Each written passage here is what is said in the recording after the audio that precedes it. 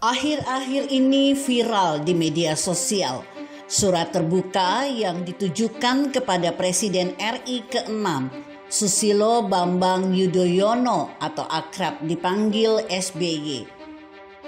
Surat terbuka itu disadur dari Facebook yang ditulis mantan pengurus Partai Demokrat Deka Surya Abadi. Dengan surat terbuka tersebut, secara tidak langsung mempermalukan SBY di muka publik. Pasalnya, selain menyerang SBY dan membuka aib Partai Demokrat, Deka Surya pun memberi nasihat kepada SBY. Deka Surya mengingatkan SBY agar menjadi negarawan sejati yang baik dan tidak mencampuri lagi pemerintahan Presiden Joko Widodo. Sebaiknya SBY mencontoh Presiden RI ketiga, almarhum B.J. Habibie, dan Presiden RI kelima, Megawati Soekarno Putri.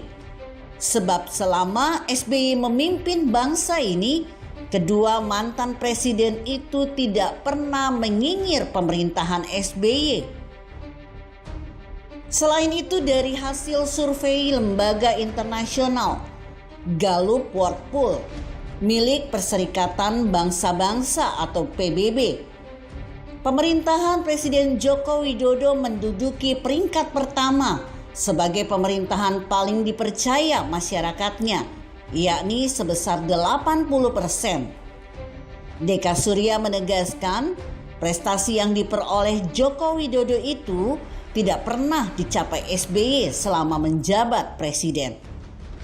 Bahkan Organisasi Kerjasama Islam atau OKI yang merupakan organisasi terbesar kedua di dunia setelah PBB juga telah mengakui bahwa Presiden Joko Widodo masuk 4 besar pemimpin negara yang paling disegani di dunia setelah Presiden Amerika Serikat Donald Trump, Presiden Rusia Vladimir Putin, serta Presiden India Ram Nath Kovind.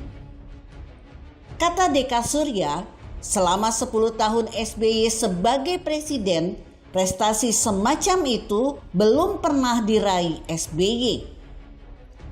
Yang mengagumkan lagi, Presiden Joko Widodo tercatat sebagai tokoh muslim dunia paling berpengaruh versi The Royal Islamic Strategic Studies Center atau RISSC. Dari 500 tokoh muslim yang disebut, Presiden Joko Widodo masuk pada urutan 13 besar paling berpengaruh. Itu pun, kata Deka Surya, tidak pernah didapat SBY selama menjabat presiden 2 periode, yakni 2004 hingga 2014. Menurut Deka Surya, suka atau tidak suka, 6 tahun pemerintahan Jokowi jauh lebih bagus peningkatannya dibanding 10 tahun pemerintahan SBY. Tidak sedikit tokoh papan atas yang juga saudara seperjuangan Deka Surya di Partai Demokrat masuk penjara karena harus korupsi di masa kepemimpinan SBY. Tokoh papan atas Partai Demokrat yang terlibat korupsi yang dimaksud Deka Surya adalah Muhammad Nasaruddin, Andi Alfian Malarangeng, Hartati Murdaya, Jero Wacik, almarhum Sultan Batugana, Angelina Sondak, Amrun Dulai, Sarjan Tahir, As'ad Syam, dan Ketua Umum Anas Urbaningrum.